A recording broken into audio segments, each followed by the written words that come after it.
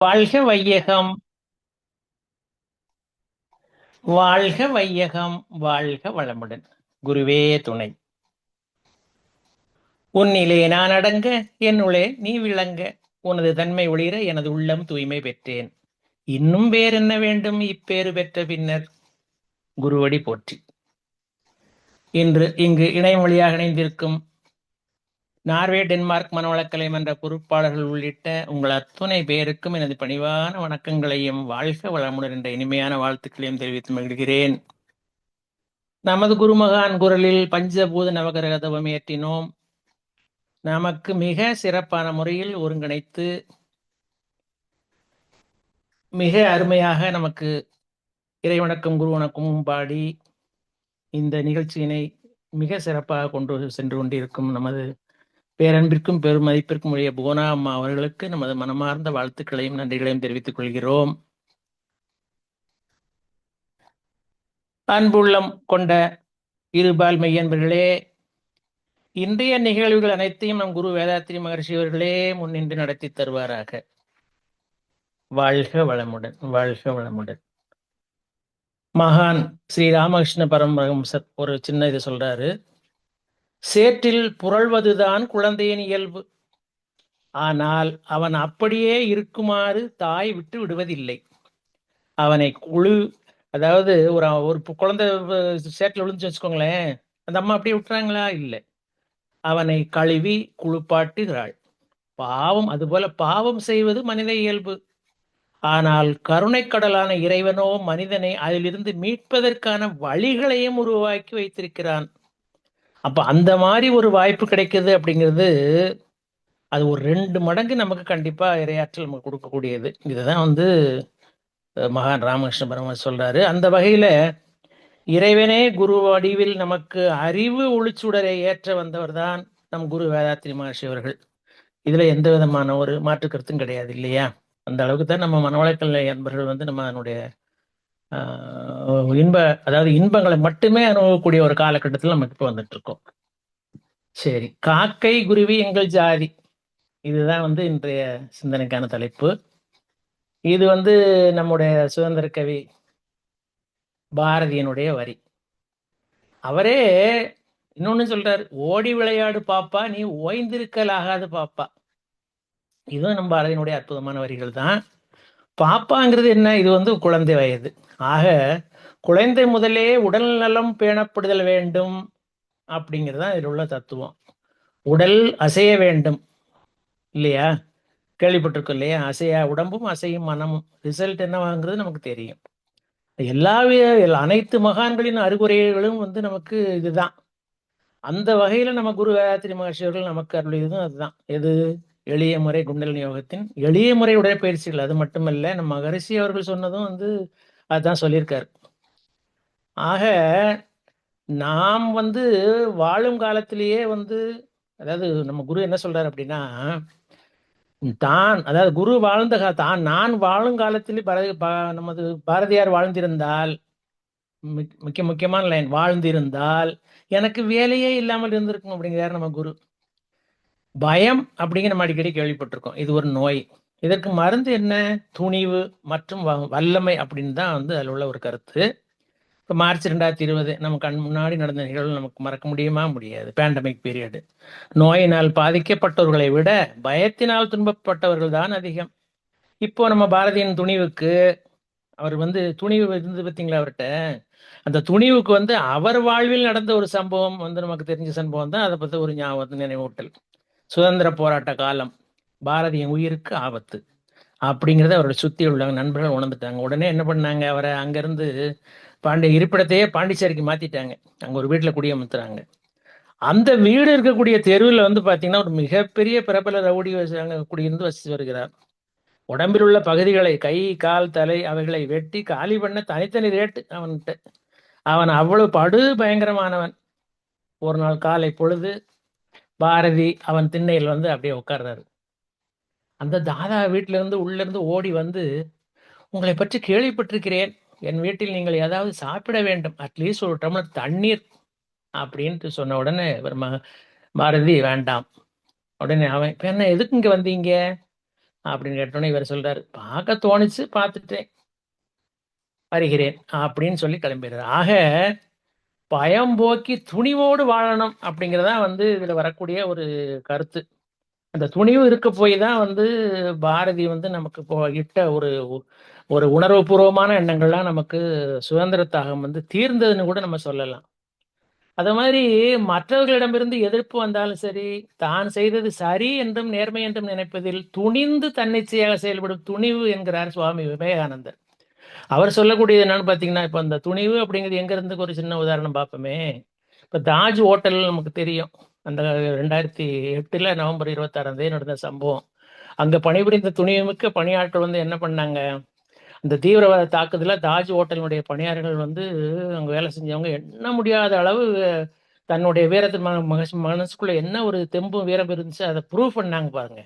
தனது நிறுவனத்திற்காகவும் நாட்டிற்காகவும் எளிய மக்களால் அசாதாரண வீரத்தனம் வெளியானது அந்த நேரத்தில். அவர்கள் செய்த தன்னலமற்ற வீர செயல்களும் சொல்லவே முடியாது.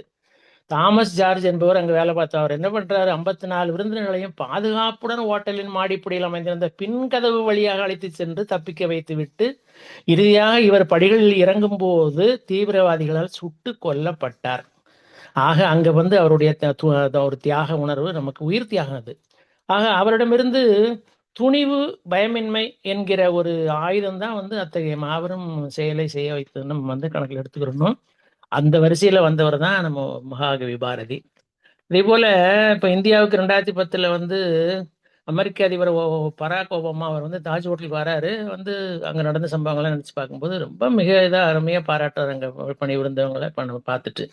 அதுபோல மகாத்மா காந்தி என்ன பண்ணாருன்னா, தான் நம்ம நம்பிக்கை கொண்டிருக்கும் நேர்மை, உண்மை, சத்தியத்தில் மன உறுதி நிறைய இருக்கக்கூடிய தன்மையில தான் அவரும் நம்மகிட்ட நடந்துக்கிட்டாருன்னு நமக்கு தெரியும். நம் பாரதிக்கும் வீரம் மட்டும் இல்லை, விவேகம் அதிகமாகவே இருந்ததுன்னு நம்ம சொல்லலாம். அது மாதிரி இன்னும் ஒரு இடத்துல என்ன வேணா, நம்ம இயேசு பிரான் கூட என்ன சொல்றாரு பாருங்களேன். அதாவது இந்த இன்னைக்குள்ள தலைப்பு காக்கை குருவி எங்கள் ஜாதி அப்படிங்கிறதுக்கு என்ன அர்த்தம் அப்படின்னா, எல்லாம் இறைநிலையே அப்படிங்கிறது தான் அதில் உள்ள ஒரு தத்துவம். அது இன்னும் விரிவாக உள்ள போவோம். இதுக்கிடையில இயேசு பிரான் என்ன சொல்றாரு பாருங்க, இறைவன் ஒருவரே அப்படிங்கிறார். அவரிடமிருந்தே அனைத்து அண்டங்களும் தோன்றி வந்துள்ளன. இதெல்லாம் நம்ம மகானுக்கு முன்னாடி சில டிப்ஸ் இருந்தாலும் கூட, மகான் போன வெளியே அவர் போன ரூட்டே தனி ரூட்டு, ஆராய்ச்சி ரூட்டு. அது மாதிரி இது என்ன சொல்றாரு அப்படின்னா, இயேசுபிரான்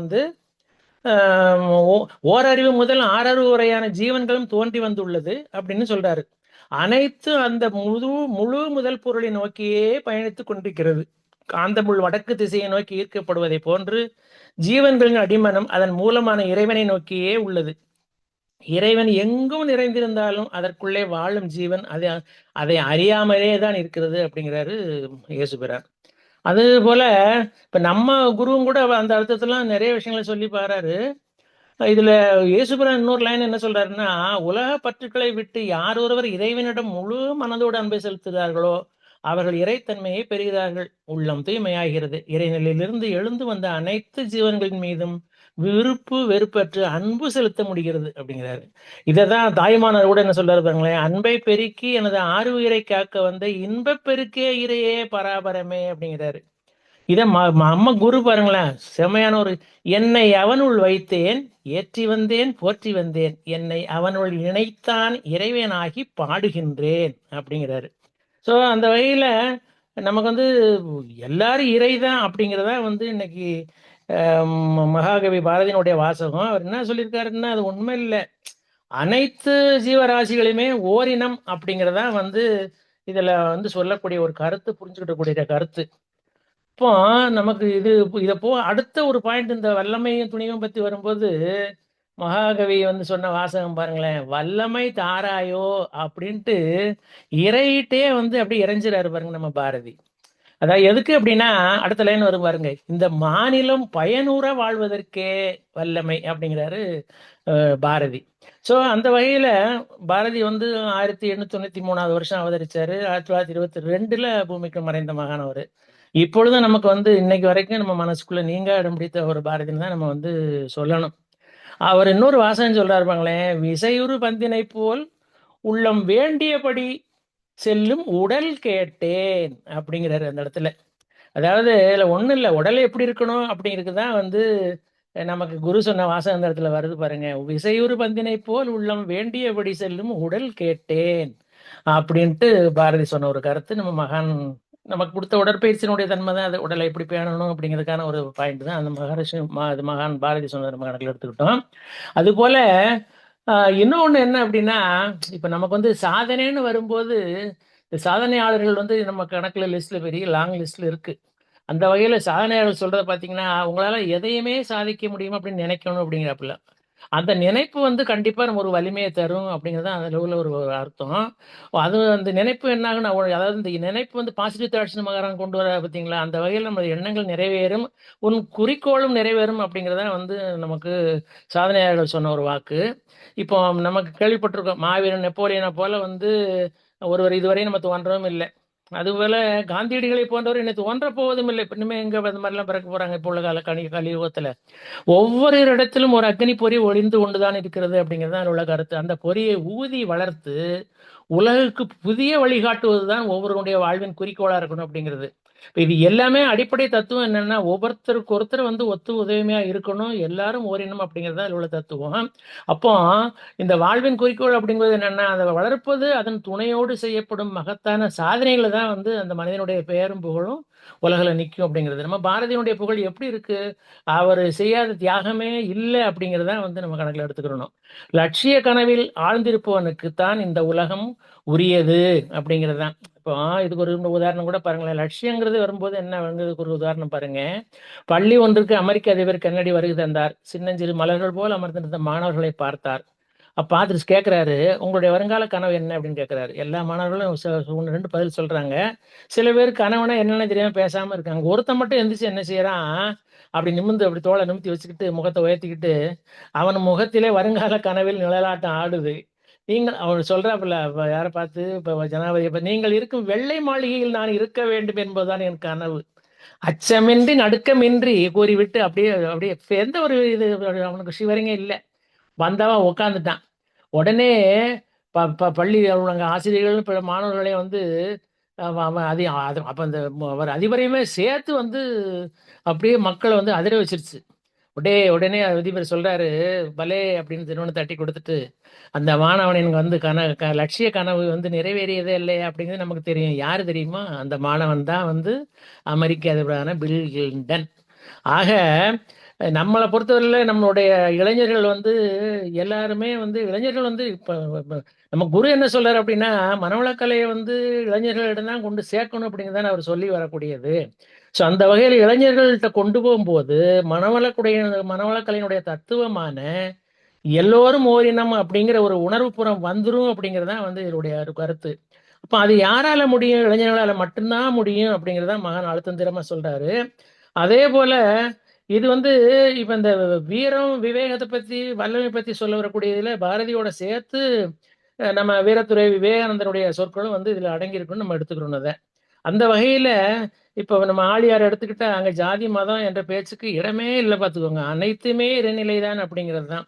நம்ம குருவினுடைய ஒரே ஒரு குறிக்கோள் என்ன? உலக அமைதி. அதுக்கு வந்து மனவளக்கலையை இளைஞர்களிடம் கொண்டு போய் சேர்க்கணும் அப்படிங்கிறதான் வந்து ஸ்கூல்லையும் காலேஜ்லயும் கொண்டு போய் சேர்க்கணும் அப்படிங்கிறது. அந்த ஒரு எண்ணத்தை நிறைவேற்றுவதற்காக வந்து தான் வந்து நம்முடைய உலக சமுதாய சேவா சங்கம் இப்போ அரும்பாடு பட்டுக்கிட்டு இருக்குன்னு கூட நம்ம எடுத்துக்கலாம் கணக்கில். அப்புறம் இன்னொரு விஷயம் வந்து வள்ளுவ பிறந்தையை கூட என்ன சொல்றாரு அப்படின்னா, அதாவது தள்ளா விளையிலும் தக்காரும் தாழ்விலா செல்வரும் சேர்வது நாடு அப்படிங்கிறாரு. அதாவது குறைவில்லாத விளைபொருளும் அறநெறியில் ஒழுகும் அறிஞரும் குறையாத செல்வமுடையவரும் சேர்ந்து வாழ்வதே நாடாகும் அப்படிங்கிறது தான். அதாவது அது ஒண்ணுமே இல்லை, அனைத்து ஜீவராசிகளும் ஒன்றுதான் அப்படின்னா நமக்கு வந்து அந்த உணர்வை வந்து உணரக்கூடிய தன்மை இருந்துன்னு சொன்னா அந்த உணர்வு எந்த நாட்டுல இருக்கோ அந்த நாடு தான் முதன்மை பெறும் அப்படிங்கிறதான் வந்து இதனுடைய அர்த்தம் வள்ளுவ பிறந்தைய சொல்லக்கூடியது. அதே போல மகான் விவேகானந்தர் கூட ஒரு என்ன சொல்றாரு பாருங்களேன். அதாவது பிறருக்காக ஒரு சிறிய வேலை செய்தாலும் அது அது வந்து நம்மளுடைய சக்தியை கிளர்ந்து எழ செய்யும் அப்படிங்கிறாரு. அதாவது அவர்களுக்கு நம்ம செய்ய செய்ய வேண்டியதை மற்றவர்களின் நன்மையை நினைத்து கொண்டிருப்பது கூட மனதுல வந்து ஒரு சிங்கத்தின் வலிமையை நாருக்கு போய் உதவி செய்யணும்னு நினைச்சிட்டோனாலே ஒரு வலிமை வந்துடும் அப்படிங்கிறாரு சுவாமி விவேகானந்தர்.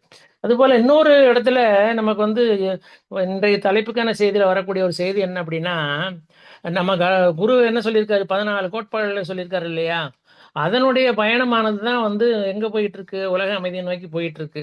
இப்போ உலக அமைதின்னு வரும்போது ஒரு சின்ன ஒரு கதை ஒன்று பார்க்கலாம் அதுல கூட. அதாவது இப்ப உலகில் அமைதியை நிலைநாட்டுறதுக்காக வந்து சக்தி வாய்ந்த 3 நாடுகளின் தலைவர்கள் ஒண்ணா கூடுறாங்க. அப்ப ஒண்ணா கூட்டின உடனே மேல இறையாற்றல பாக்குற, ஆஹா இப்ப வந்து 3 பேரும் ஒண்ணா சேர்ந்துட்டாங்க, இவங்க 2 பேருமே வைப்ரண்டான அவங்க 3 தலைவர்கள், சக்தி வாய்ந்த தலைவர்கள் வந்து அப்ப உடனே அந்த தேவதையை வந்து என்ன பண்ணுது அப்படின்னு சொன்னா, தனித்தனியா ஒருத்தரையும் சந்திச்சுக்க பேசி பேசி நினைக்கணும் அப்படின்னு சொல்லிட்டு, உங்களுக்கு என்ன வர வேணும் அதை கேட்டீங்கன்னா உடனே நிறைவேற்றுறேன் அப்படின்னு சொல்லக்கூடிய ஒரு தன்மை வரும்போது, அப்ப அதுல முதல் நாட்டின் தலைவரை போய் சந்திச்சு அமைதி தேவதை என்ன கேட்குது, கேட்ட உடனே அவர் என்ன சொல்றாரு, எல்லா பிரச்சனைகளுக்கும் காரணம் அந்த 2வது தலைவர் தான், அவரது நாட்டை பூமியில் இல்லாம செஞ்சுது அப்படின்னு வரம் கேட்கிறப்பல உடனே தேவதைக்கு ஒரு ஷாக்கு. உடனே 2வது நாட்டின் தலைவர்கிட்ட போகுது. அவங்க போன உடனே அவரு என்ன சொல்றாரு, உலகம் எல்லா தொந்தரவுகளையும் ஆரம்பிப்பது அந்த முதல் நாட்டுக்காரர் தான், அவர்களை மொத்தமாக எரித்து சாம்பலாக்கி விடு அப்படிங்கிறப்பல இது வந்து தேவதை மன நொந்தே போச்சு. 3வது சொன்னோன்னா அவர் என்ன சொல்றாரு, நீங்கள் வேற என்ன இப்போ அதாவது சொன்ன உடனே 3வது தலைவர் நாட்டை போய் கேட்கும்போது அந்த தலைவர் என்ன சொல்றாரு, நான் அவர்களைப் போல இரக்கமில்லாதவன் இல்லை, எனக்கென்று வரங்கள் எதையும் கேட்க மாட்டேன், யாரையும் அழிக்கவும் சொல்ல மாட்டேன்னு சொல்லிட்டு கடைசியில் என்ன சொல்றாரு, அந்த 2 தலைவர்களையும் ஏதோ ஆசைப்பட்டு வரம் கேட்டார்களே அவற்றை மட்டும் நிறைவேற்றினால் போதும் அப்படிங்கிறப்பல ஆக அந்த முதல்ல 2 பேர் கேட்ட வரத்தை நிறைவேற்றுச்சுன்னா எல்லாமே காலி அப்படிங்கிறது. அந்த வகையில நம்ம குரு சொல்றது என்னன்னா, அந்த உலகில் உள்ள பொறுப்புடைய தலைவர் எல்லாம் உயிரறிவை உள்ளுணர்வாய் பெறுதல் வேண்டும். இதுதான் ரொம்ப முக்கியம். அந்த உயிரறிவை உள்ளுணர்வாய் பெற்று விட்டாலே நம்ம எல்லாரும் இன்னைக்கு உள்ள தலைப்புக்கான அத்தனை விளக்கமும் அதுல வந்து அடங்கிடும் அப்படிங்கிறத இதுல உள்ள ஒரு கருத்து. அது மாதிரி இன்னொரு இது என்னன்னு பாத்தீங்கன்னா, இப்போ எங்க வந்து விருப்பு இருக்கிறதோ அங்க வெறுப்புக்கு இடமே இல்லை, அப்படிதானே? அதை நம்ம இதையும் மைண்ட்ல வச்சுக்கணும். ஆக எல்லாருமே வந்து விருப்பத்தோட நம்ம வந்து பார்க்கற ஆரம்பிச்சிட்டோம்னு சொன்னால் அங்க வந்து அடிப்படையான ஒரு எண்ணம் என்னன்னா, உயிரை வந்து உணர்ந்துட்டோம் அப்படிங்கிறது தான். இன்னும் மகான் வந்து ஒரு இடத்துல சொல்றாரு பாருங்க, மிக அருமையான ஒரு வாசகம் அது. கண்ணாடி பார்க்க காணலாம் உருவநிலை, உள்நாடி பார்க்க உணரலாம் உயிர்நிலையை அப்படிங்கிறாரு ஒரு இடத்துல. அப்போ இது இன்னொரு இடத்துல என்ன சொல்றாரு பாத்தீங்கன்னா, அதாவது இந்த அன்புக்கு வரக்கூடிய வழக்கம் இது. அன்பு இருந்தாலே எல்லாரும் ஒன்னா நினைக்கணும்னு அர்த்தம். தானும் தன் இனமும் தன் நாடும் வாழ நினைத்தால் அன்பு அண்ட சராசரமும் வாழ நினைத்தால், அதாவது இந்த 2 விஷயம் இருக்கு. அன்புனா என்ன, அருள்னா என்ன அப்படின்னு சொல்லக்கூடிய ஒரு வாசகத்துக்காக வேண்டி வரக்கூடியது. தானும் தன் இனமும் தன் நாடும் வாழ நினைத்தால் அதுதான் அன்பு. ஆனா அண்ட சராசரமும் வாழ நினைத்தால் அதுதான் அருள் அப்படிங்கிறத நம்ம மகான் சொல்லக்கூடிய ஒரு ஒரு தன்மை. அது போல இப்ப நமக்கு வந்து சுதந்திர கவி பாரதியினுடைய வாசகங்களும் மகான் வந்து எப்படி பாரதியாருக்கு நோக்கி இழுத்து செல்லப்பட்டார் அப்படிங்கிறதுக்கும் மகாகவி பாரதி ஒரு புத்தகத்தை பரசிய வெள்ளம் நமக்கு அடிக்கடி கேள்விப்பட்டது. அதில் உள்ள வரிகள் வந்து என்ன அப்படின்னா, உள்ளும் புறமும் உள்ள அதாவது அதனுடைய வாசகங்கள் வந்து, உள்ளும் புறமும் உள்ளதெல்லாம் தானாகும் வெள்ளம் ஒன்று உண்டாம் அதனை அந்த அந்த வாசகம் வந்து அவ்வளவு அருமையா வருது. அதனை தான் வந்து தெய்வம் என்பார் வேதியரே அப்படின்ட்டு இந்த வரிகள் தான் வந்து நம்ம குருவை வந்து கவர்ந்த வரிகள்னு சொல்லலாம். அதாவது மெய்ஞானத்திற்கு விஞ்ஞானத்திற்கும் பாலம் போலதான் இந்த கவிதை அப்படின்னு சொல்றாப்புல மகரிஷி. இப்போ அதுவும் இன்னொரு வாசமும் என்ன சொல்றாரு பாரதி, காக்கை குருவி எங்கள் ஜாதி, நீள் கடலும் மலையும் எங்கள் கூட்டம், நோக்க நோக்க களியாட்டம், நோக்கும் திசையெல்லாம் நாமன்றி வேறில்லை. இது பாரதி. இப்போ நம்ம தமிழ்நாட்டில் பார்த்தீங்கன்னா, எங்க தமிழ்நாட்டில் உலகம் பூரா இருக்குதான் செய்யுது. தமிழ்நாட்டில் நமக்கு வந்து அதிகமான ஒரு சாதி பற்று. அது பார்த்தீங்கன்னா நம்ம பெரிய ஒரு புறையோடி கிடக்குன்னு சொல்லலாம் அந்த நோய். இப்போ ஜாதி மதங்களை பாரோம், வேதியராயினும் ஒன்றே அன்றி வேறு குலத்தினராயினும் ஒன்றே அப்படிங்கிறாரு பாரதி. அப்போ நம்ம ஜாதிகள் வந்து பிடியிலிருந்து விடுபட்டு இருக்கோமா அப்படின்னா நோங்கிறதான் பதில். இது மாறணும் அப்படின்னு சொன்னா அதற்கு தான் வந்து உயிர் உணர்வு பெற வேண்டும். எப்படி? முதல்ல சுவாசத்தை ஒழுங்குபடுத்தினால் மனம் ஒழுங்குபடும். அப்புறம் உயிர் உணர்வை பெற்றவர்களுக்கு தான் அந்த உணர்வு வர என்ன வரும், காக்கை குருவி எங்கள் ஜாதி அப்படிங்கிறது புரியும். எனவே நமக்கு இதில் உள்ள தத்துவம் என்ன அப்படின்னா, சொல்ல வேண்டிய ஒரு கருத்து என்ன வருது அப்படின்னா, முதல்ல வந்து நமது எல்லாருமே வந்து எல்லாருங்கிறதை விட மக்களுக்கு வந்து இந்த ஆக்கினை தீட்சையை கொண்டு செல்ல வேண்டும் அப்படிங்கிறதான் வந்து மனிதன் வந்து ஆறறிவு படைக்கப்பட்டவன் தான். ஆறாவது அறிவுக்கு இப்பதான் வேலையே வந்திருக்கு. காக்கா குருவிக்கும் பசிக்க தான் செய்யுது, நமக்கும் பசிக்க தான் செய்யுது. ஆக இன்ப துன்பங்களை பகிர்ந்து கொள்வதால் தான் நாமும் காக்கா குருவிகளும் ஒண்ணு அப்படிங்கிறதுக்கு முதல் பாயிண்ட் அது. அடுத்து என்ன சொல்றாரு? நீழ்கடலும் மலையும் எங்கள் கூட்டம். அதாவது நான் என்ன சொல்றேன் அப்படின்னா, கடலும் அணுக்களின் கூட்டம் தான், நானும் அதே மாதிரி அணுக்களின் கூட்டம் தான் அப்படிங்கிறது தான். அதேதான் வந்து இப்போ நம்ம தேசிய கவியை பொறுத்த வரையில அவர் விடுதலை கவி மட்டுமில்ல, அவர் உயர்ந்த ஒரு ஆன்மீகவாதின்னு தான் சொல்லணும். இப்போ மகான் நமக்கு துரியாதீதம் கொடுத்துருக்காரு, இரண்டரை கலந்து நிற்பதுன்னு. அது அப்படி நிற்கும் போது தான் நமக்கு அதுவானாலும் அதுவே சொல்லும் அப்படிங்கிறது வருது. அதைத்தான் ஜீவ ஐக்கிய பிரம்ம முத்தி அப்படிங்கிறது. இறைவணக்க பாடல்ல உள்ள என்ன வந்துச்சுன்னு, அவனே ஒன்றாய் அறிந்த இடம் அறிவு முழுமையாத முக்தி. இது குருவனுடைய இறைவணக்க பாடல் நமக்கு கிடைச்சது. அதே மாதிரி தத்துவமசிங்கிற வார்த்தையை கேள்விப்பட்டிருக்கோம். தத்துனா அது, தூணா அதாவது நீ அப்படிங்கிற மாதிரி, நீ அதுவா இருக்கிற எல்லையற்ற பரம்பொருள் தான் வந்து கடவுளா இருக்கிற. நீயும் கடவுள், நானும் கடவுள் அப்படிங்கிறது தான். அந்த வகையில தான் இந்த நமக்கு வரக்கூடிய வாசகங்கள்ல வந்து அடுத்த லைன் காக்கை குருவி எங்கள் ஜாதி அப்படிங்கிற ஒரு உணர்வு நமக்கு வந்துரும் அப்படிங்கிறது. அதே மாதிரி நான் கடவுள் அப்படிங்கிறதுக்கும் நான் மட்டும்தான் கடவுள் அப்படிங்கிறதுக்கும் ஒரு வித்தியாசம் இருக்கு பார்த்தீங்களா? நான் மட்டும்தான் கடவுள்னா வந்து அது ஈகோ வந்துடுது. நான் கடவுள் அப்படின்னா அது வாழ்வியல்ல மாறக்கூடிய ஒரு கோணம் அது. அடுத்த அப்புறம் ஒரு லைன் என்ன சொல்றாரு? காக்கை சிறையினிலே நந்தலாலா அப்படின்னு பாடுறது பாருங்க. என்ன அர்த்தம்? அது எல்லாம் இறைமயம் தான். ஆக்னிகளை உயிர் உணர்வு பெற்று விடுகிறோம் அப்படி இல்லையா? ஆக்னி வந்த உடனே அந்த உயிரினுடைய துடிப்பு நமக்கு தெரிய ஆரம்பிச்சிருது.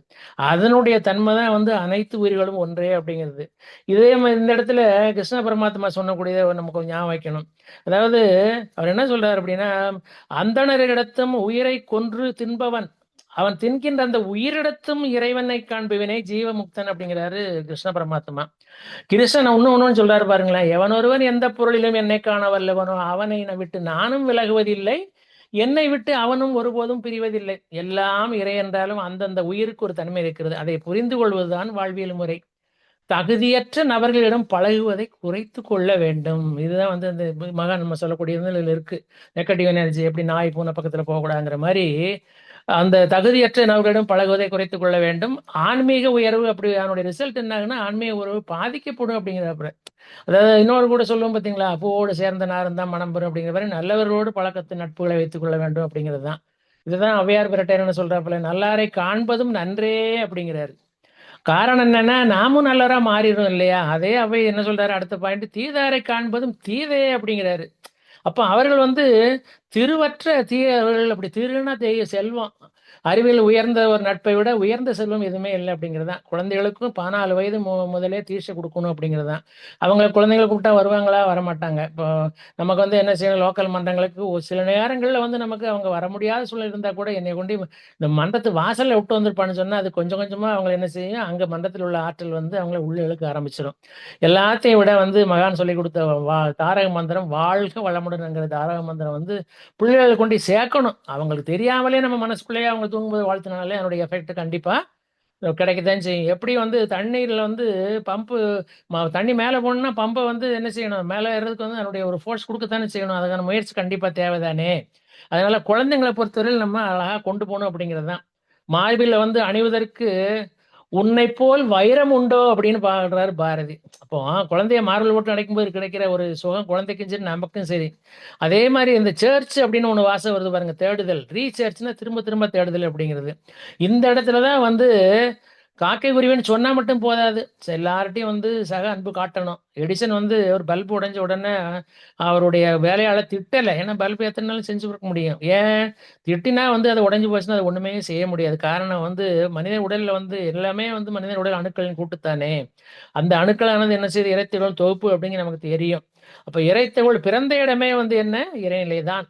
ஆக ஈகோன்னு ஒன்று இருந்தாலே நமக்கு வந்து அது மிகப்பெரிய ஒரு ஆபத்து அப்படிங்கிறது தான். எக்ஸிட் கார்டு அவுட் அப்படிம்பாங்க. அங்கே ஈகோ இருக்கும்போது அங்கே இறை அங்கே இருக்காது அப்படின்னு தான். ஆக நம்மளுடைய மகான் தந்த இது வாசகமான தாரக மந்திரமான வாழ்க வளமுடன் என்ற வாழ்த்தை நம்ம கண்டிப்பா எல்லாருக்கும் சொல்லணும்.